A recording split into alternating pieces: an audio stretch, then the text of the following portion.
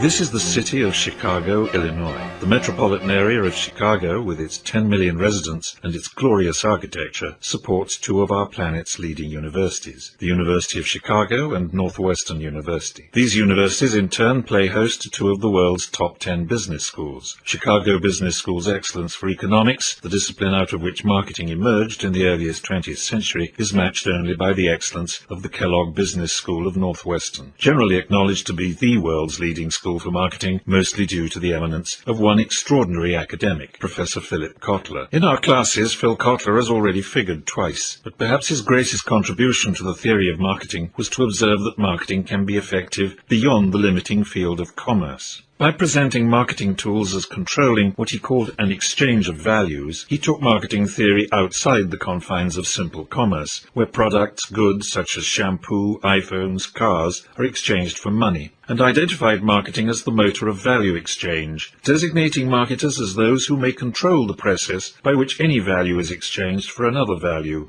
Contexts for career marketers' engagement in exchanges of values, to flow directly from Kotler's observations, have been politics, charities, and other not-for-profit ventures, which had prior to the 1960s not been widely recognized as providing remunerative careers for marketers. We are a more successful profession, wider recognized for what we can achieve, and richer for Philip Kotler.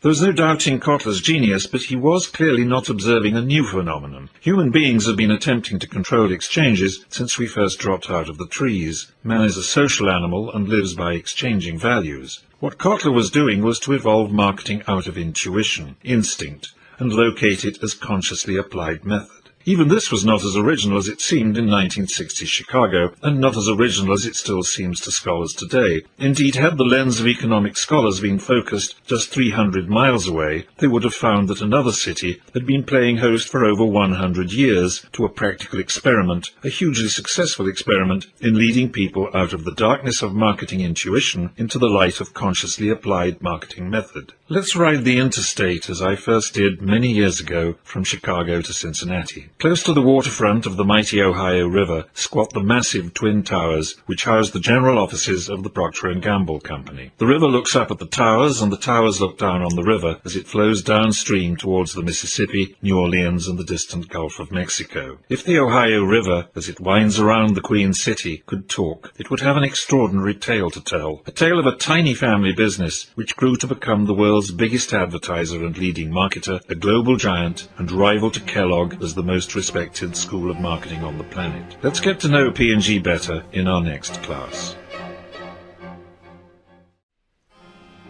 So this is Cincinnati, Queen City, known less romantically in the 19th century as Porkopolis. It was big in pigs. Since 1868, home to the oldest team in Major League Baseball, and since 1837, home to the Procter & Gamble Company. William Procter and James Gamble, two young immigrants, opened a business, Procter & Gamble Soap and Candle Makers, on the corner of 6th and Main Street. That's just 1 block away from the Twin Towers of today's central offices. From these modest beginnings, Procter & Gamble has grown to annual sales of $70 billion.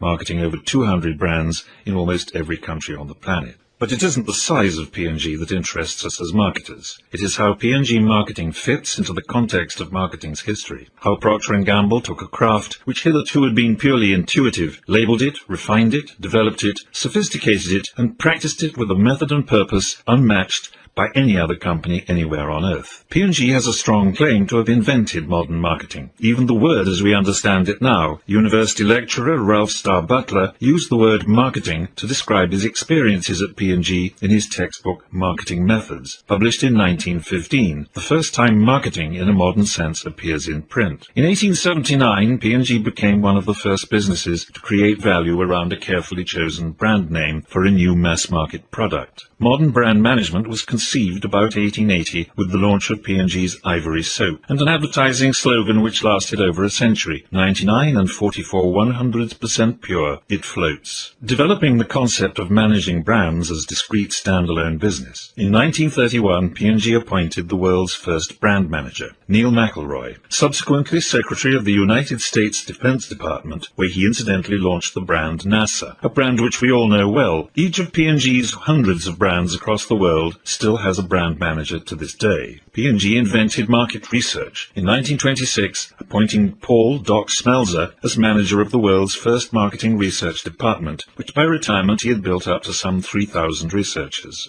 Procter & Gamble has been the world's biggest advertiser for decades. P&G was a pioneer of radio advertising, as they were of TV, and remain so in the field of internet and social media brand advertising. The phrase soap opera comes from the thousands of hours of radio and TV drama produced by P&G to sell their soap brands. In 1999, the editors of Advertising Age, the house magazine of the US advertising and marketing industry, unanimously voted to name Marketer of the 20th Century the Procter & Gamble Company, just 160 years after its startup on the banks of the Ohio. The Ohio River has seen a modest 19th century startup become the acknowledged university of modern marketing. The wise marketer observes P&G closely. We will do so. But what of marketing before P&G? In the next class we will ride back in time and visit early marketing in the cave.